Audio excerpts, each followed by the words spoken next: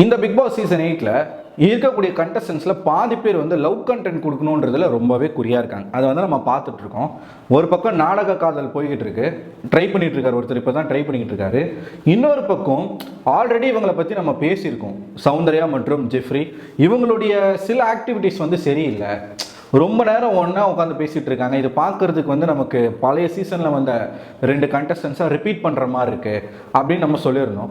சீசனுக்கு சீசன் ஒருத்தர் இந்த மாதிரி வந்து சிக்கிடுறான், ஏன் இந்த மாதிரி வந்து தப்பு பண்ணுறாங்க அப்படின்ற ஒரு விஷயத்த நம்ம பேசியிருந்தோம். உதாரணத்துக்கு சீசன் 6ல் வந்து அசல் கோளாறு அவர்கள் வந்து அவர் தெரியாமல் பண்ண சில விஷயங்கள், கேமரா இருக்குது, அவர் தெரியாமல் பண்ணிட்டார், பட் அது கேமராவுக்கு தெரிஞ்சிருச்சு. அதில் வந்து அவர் எந்த அளவுக்கு அஃபெக்ட் ஆனாருன்றத கண்கூட எல்லாருமே பார்த்தோம். அதுக்கப்புறமா அடுத்த சீசனில் நிக்சன் அப்படிங்கிற ஒரு நபர், அவர் வந்து பெண்கள்கிட்ட எப்படி நடந்துக்கிட்டார், முக்கியமாக ஐஸ்வர்யா அப்படிங்கிற ஒரு பொண்ணு ஐஷு கிட்ட, அந்த 2 பேருக்கு நடுவில் வந்து ஒரு மாதிரி ஒரு ரிலேஷன்ஷிப் போச்சு. அப்புறமா வினுஷா அப்படிங்கிற ஒரு பொண்ணு வந்து பாடி ஷேமிங் பண்ணது, அதை வந்து டிவி சேனல் வரைக்கும் அதை போட்டு காமிச்சு பிக் பாஸ் வீட்டுக்குள்ளேயே ஸ்க்ரீனில் போட்டு அந்த பையனை வந்து எக்ஸ்போஸ் பண்ணது. அதுக்கப்புறமா அக்கான்னு சொல்லிக்கிட்டு பூர்ணிமா கூட நிக்சன் பண்ண சில விஷயங்கள், பூர்ணிமாவும் மாயாவும் நிக்சனை வந்து பூர்ணிமாவுடைய பாய் ஃப்ரெண்ட் ஆளு அப்படின்னு சொல்லி மாயா பேசினது, இந்த மாதிரியான விஷயங்கள்லாம் ரொம்ப நாஸ்தியாக நடந்துட்டு இருந்துச்சு, அசிங்கமாக இருந்துச்சு, கன்றாவியாக இருந்துச்சு நமக்கு பார்க்கும்போதே. ஸோ அப்படி இருக்கும்போது இந்த சீசன் அந்த மாதிரி ஆயிடக்கூடாது அப்படின்னு சொல்லி முன்னாடியே நம்ம பேசியிருந்தோம். ஏன்னா 2 பேருக்கும் ஏஜ் டிஃப்ரென்ஸ் ஜாஸ்தி. அது மட்டும் இல்லாமல் நிக்சன் வந்து ஒரு அடித்தட்டு குடும்பத்திலேருந்து வரக்கூடிய ஒரு பையன், அவனுக்கு இதன் மூலமாக தான் வெளி உலகத்தில் ஒரு எக்ஸ்போஷர் கிடைக்க போகுது. அப்படின்னும் போது அந்த வாய்ப்பை அவன் சரியாக பயன்படுத்தணும். இந்த மாதிரி இருக்கக்கூடிய ஆட்கள் இதுக்கப்புறமா ஃபியூச்சரில் இந்த மாதிரி இருந்து பிக் பாஸ்குள்ளே வர ஆட்களுக்கு ஒரு நல்ல மதிப்பும் மரியாதையும் இருக்கணும். அதுக்கேற்ற மாதிரி நிக்சன் நடந்துக்கணும், இவர் ஜெஃப்ரி நடந்துக்கணும்னு சொல்லிட்டு நம்ம வந்து பேசியிருந்தோம். கொஞ்ச நாள் நல்லா இருந்தான், திரும்பவும் ஒரு மாதிரியான ஆக்டிவிட்டீஸ் வந்து ஜெஃப்ரி பண்ண ஆரம்பிச்சிருக்காரோ. ஏன்னா இப்போ ட்விட்டர் ஃபுல்லாக அது வந்து பேச ஆரம்பிச்சிருக்கிறாங்க.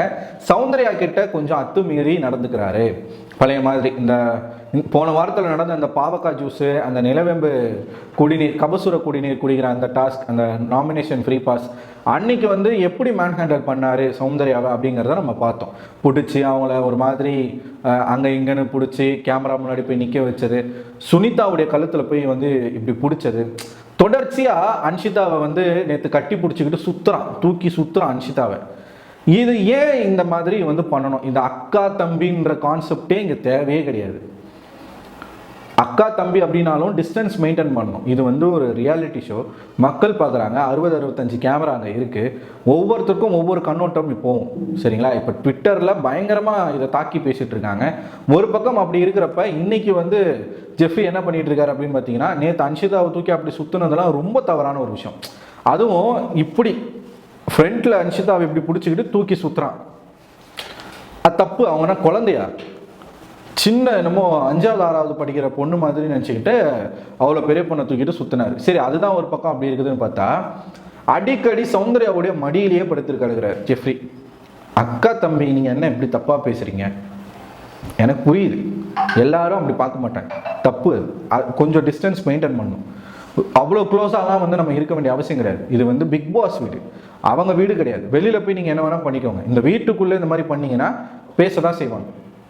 அது யாராக இருந்தாலும் சரி, சொந்த அக்கா தம்பியாக இருந்தாலுமே டிஸ்டன்ஸ் மெயின்டைன் பண்ணணும். ஏன்னா அது ஒரு பப்ளிக் ஷோ. அப்படி இருக்கும்போது நீங்கள் வந்து சும்மா இங்கே வந்து பழகினவங்க, உங்களுக்கு அப்படிப்பட்ட ஒரு உன்னதமான ரிலேஷன்ஷிப் தேவை கிடையாது. ஜெஃப்ரி வந்து சௌந்தர்யாவை அவ்வளோ கலாய்க்கிற, அப்புறம் அவங்க மடியிலலாம் நீ வந்து எந்த உரிமையில் படுக்கிற?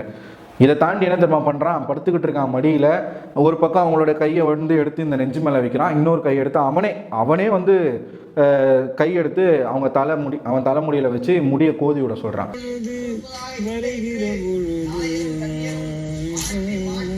எப்படி இவனுக்குலாம் அந்த வார்த்தைலாம் வருது பேசிட்டு மைண்ட் ஓட விட்டே இருக்கான் அவன். அது நல்லா இருக்கான் பேசுறது. இந்த சீன் எக்ஸாக்டாக போன வருஷம் இந்த சீசன் 7ல் நிக்சனையும் பூர்ணிமாவையும் பார்த்த மாதிரி இருக்கு. எக்ஸாக்டாக இதே மாதிரி நிக்சன் பூர்ணிமா மடியில் படுத்துக்கிட்டு பூர்ணிமா நிக்சனுடைய முடியை போய் கோதி விட்டது எக்ஸாக்டாக அதே மாதிரி சீனாக இருக்குது. இதைத்தான் நான் முன்னாடியே சொல்லியிருந்தேன், ஒருவேளை இந்த மாதிரி அவங்களா கட்டமைக்கிறாங்களோ. ஏன்னா ஒரு பக்கம் ராணுவ பவித்ரா பின்னாடி சுற்றுறது, நான் லவ் கண்டென்ட் பண்ணணும்னு சொல்லி சுற்றிக்கிட்டு இருக்கிறது, இன்னொரு பக்கம் மறுபடியும் ஜெஃப்ரி வந்து இந்த மாதிரியான விஷயங்களை ஆரம்பிச்சிருக்கிறது நிறைய கேள்விகளையும் சந்தேகத்தையும் மக்கள் மத்தியில் உருவாக்கிடுச்சு. பிட்லாம் போட்டுட்டு இருக்காங்க. ரியா வந்து தலைக்கோதும் இளங்காத்து செய்தி கொண்டு வரும்னு ஒரு பாட்டு பாடியிருந்தாங்க. அதை வந்து தம்பி தப்பாக புரிஞ்சுக்கிட்டார் போல. அடிக்கடி அக்கா மடியில் படுத்துக்கிட்டு தலையை கோதிக்கிட்டு இருக்க சொல்கிறாரு.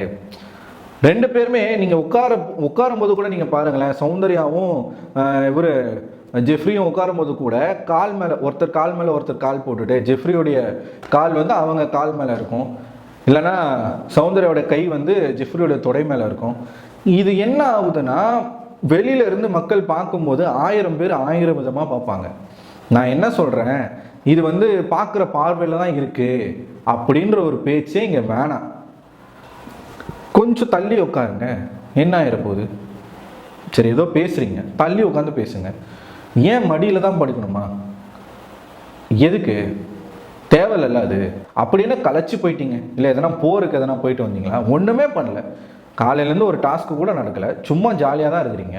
படுக்கிறதுக்கு ஒரு பொண்ணுடைய மடியில் போய் படுத்து ஏன்? ஒரு விஷயம் நம்ம அங்கே போய் பண்ணும்போது அது நமக்கு ஒரு நெகட்டிவை கொடுக்கும்னா அதை பண்ண வேண்டாமே. இந்த வாய்ப்பு நம்ம வந்து எப்படி யூஸ் பண்ணோம்? இப்போ பாருங்கள், ரியா வெளியில் போய் புலம்புறாங்க, ஆனால் அவங்க அந்த மாதிரி எதுவும் பண்ணல. ஆனால் மக்கள் வெளில அனுப்பிட்டாங்க. ஜெஃப்ரிக்கு கொஞ்சம் சப்போர்ட் இருக்குது, அதை வச்சு அவன் எப்படின்னா ஃபைனல்ஸ்க்காச்சும் போயிட்டானா நல்லாயிருக்கும். இது வரைக்கும் இந்த மாதிரி இந்த வட சென்னை பேக்ரவுண்டு இந்த மாதிரியான இடங்கள்லேருந்து வந்த ஒரு கண்டஸ்டன்ட் கூட ஃபைனல்ஸ் போனது கிடையாது. போன சீசனில் நிக்சன் போவார்னு நினச்சோம், இல்லை, அசல் பாதிலே போயிட்டார். இப்போ ஜெஃப்ரி எத்தனை நாள் இருப்பாருன்னு தெரில. ஃபைனல்ஸ் போகணும் ஜெஃப்ரி அப்படிங்கிறது தான் ஆசையே. ஸோ அதனால் ஜெஃப்ரி கொஞ்சம் பார்த்து நடந்துக்கணும். சௌந்தர்யா அவன் சின்ன பையன், அவனுக்கு தெரில அப்படின்னும் போது நீங்கள் கொஞ்சம் அவாய்ட் பண்ணணும். நீங்கள் தான் சொன்னீங்க அவன் ரெஸ்பெக்ட் கொடுக்க மாட்டான், கொஞ்சம் ஃப்ரீடம் கொடுத்தோன்னா ரொம்ப அட்வான்டேஜ் எடுத்துக்கிறான்னு சொல்லிட்டு நீங்கள் டேரெக்டாக ஒஸ்ட்டு பர்ஃபார்மன்ஸ்லாம் சொன்னீங்க அவன் பேரை. அப்போ நீங்களும் இந்த மாதிரி பண்ணுறது தப்பு இல்லையா? இங்கேருந்து நம்ம பேசுறதுனா அவங்களுக்கு தெரியவா போகுது, நம்மளுடைய ஆதங்கம் அவ்வளோதான். சரி, என்ன நடக்குதுன்றதை பார்ப்போம். உங்களோட கருத்து என்ன? என்னுடைய கருத்து வந்து அவங்க ஒன்றா இருக்கிறதெல்லாம் ஓகே தான், கொஞ்சம் டிஸ்டன்ஸ் மெயின்டைன் பண்ணலாமோன்னு எனக்கு தோணுது. மற்றபடி ஒன்றும் சொல்கிறதுக்கு இல்லை. உங்கள் கருத்தை கமெண்ட் பாக்ஸில் கமெண்ட் பண்ணுங்கள். அடுத்த வீடியோவில் உங்களை சந்திக்கிறேன். அதுவரை உங்களிடமிருந்து விடைபெறுவது நான் அரவிந்தன்.